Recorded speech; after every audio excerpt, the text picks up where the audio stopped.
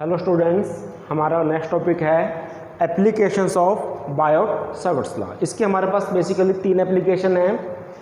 सबसे पहले जो एप्लीकेशन है हमारे पास, to find the magnetic field due to straight current carrying conductor. इसके लिए हम यहाँ पर कुछ कंसिडरेशन ले रहे हैं।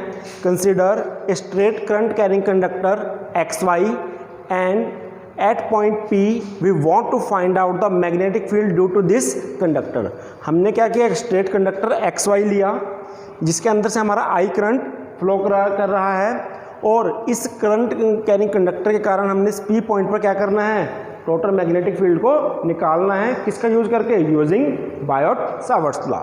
अब बायोट-सावर्ट्स लॉ लगाना है तो हमें इसके लिए क्या करना पड़ेगा, एक स्मॉल करंट एलिमेंट को चूज करना पड़ेगा।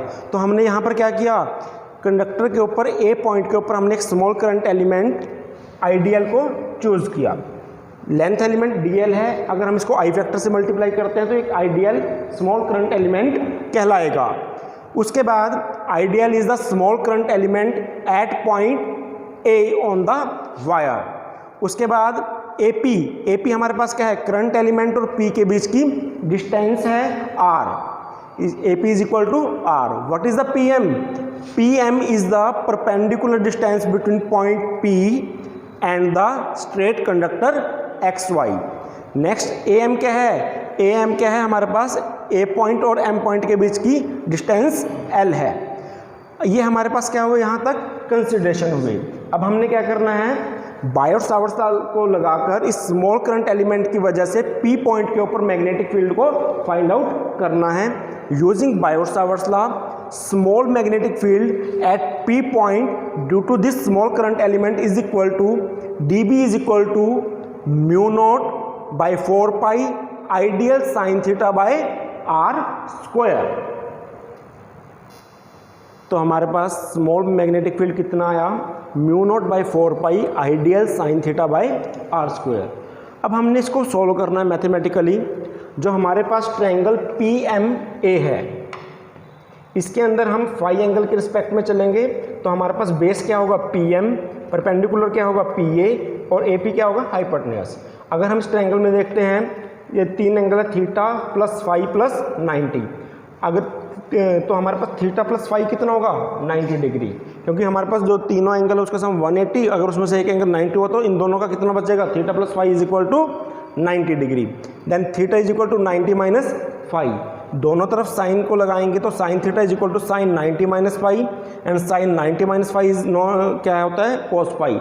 तो हमारे पास क्या आएगा, sine theta is equal to cos phi. ये हमारे पास सेकेंड इक्वेशन बनेगी। नेक्स्ट है इन ट्रायंगल PMA, इसी ट्रायंगल के अंदर हम क्या करेंगे, परपेंडिकुलर बाय बेस का फार्मूला लगाएंगे। Perpendicular AM divide by base MP is equal to tangent of phi. AM कितना है हमारे पास, AM का वैल्यू कितनी है L, और MP कितना है हमारे पास A, तो L by A is equal to tangent of phi. A multiply में गया, L is equal to A tangent phi. अब इस इक्वेशन को क्या करें, डिफ्रेंशिएट करें विद रिस्पेक्ट टू फाई, तो वो हमें क्या आएगा, DL by D phi is equal to A। Tangent का जो डेरिवेटिव होता है वो क्या होता है, secant square phi. D phi को मल्टीप्लाई में लेके जाएंगे तो DL की वैल्यू कितनी आएगी, A secant square phi D phi. Next, ये हमारे पास इक्वेशन नंबर 3 है, इसको भी हम इक्वेशन 1 में पुट करेंगे।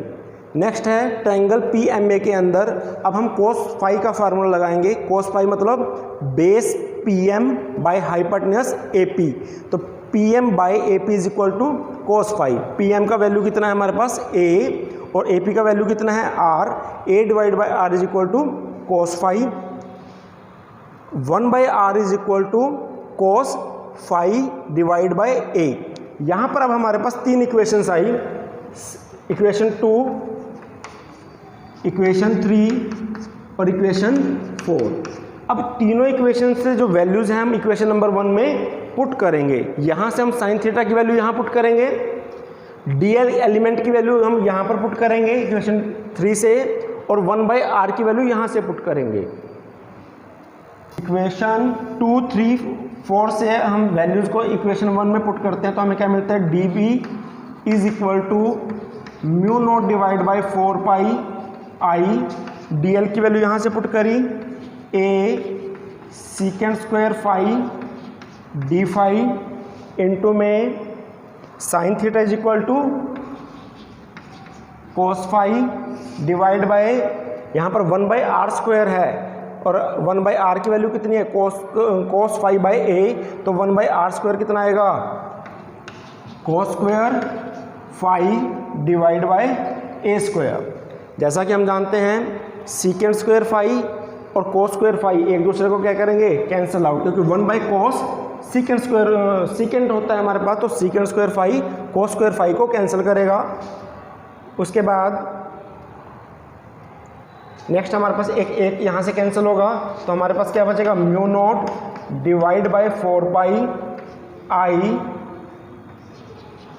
कोस phi D phi divide by A.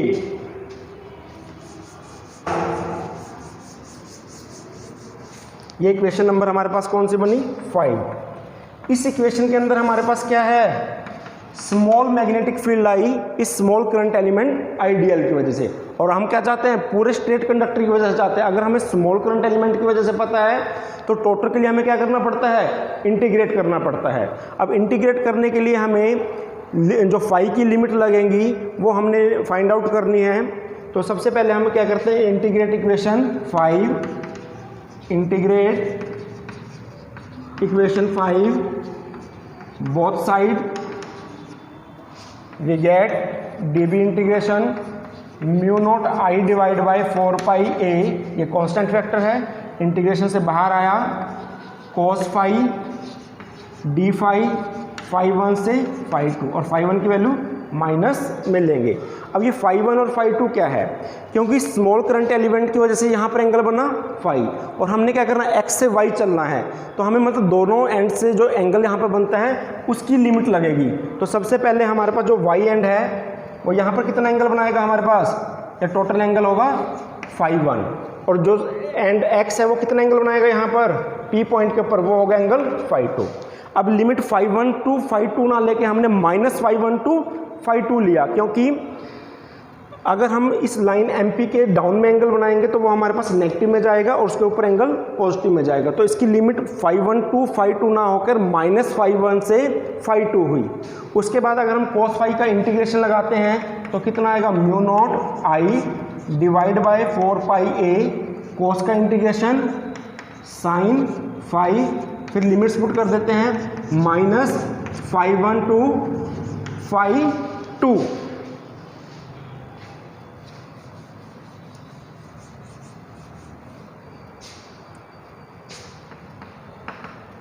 Total magnetic field B is equal to mu naught I divide by 4 pi a, पहले phi की जगह अपर लिमिट पुट करेंगे, sine phi 2 minus sine of lower limit phi की जगह minus of phi 1।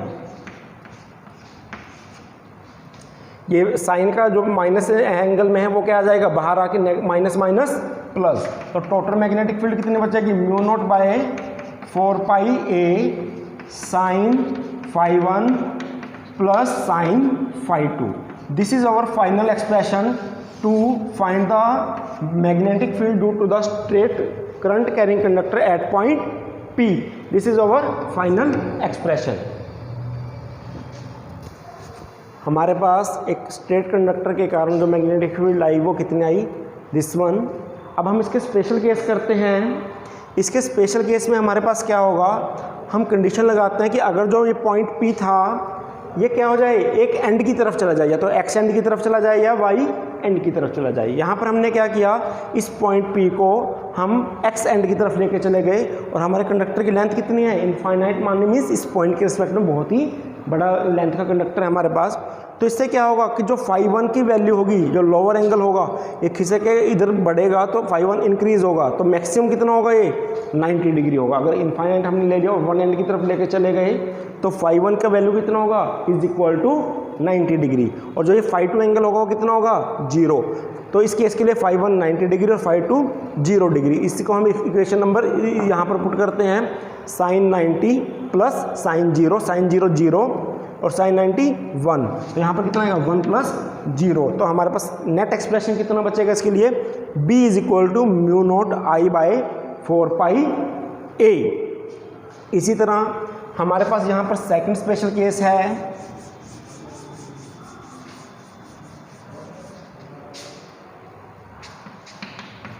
If point P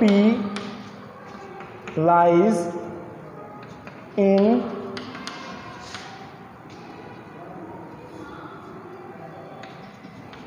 mid of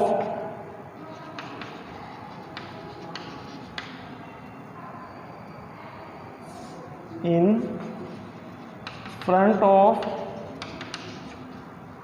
midpoint of conductor of infinite length, means conductor हमारा infinite length का है और जो पॉइंट P है वो बिल्कुल मिड में है।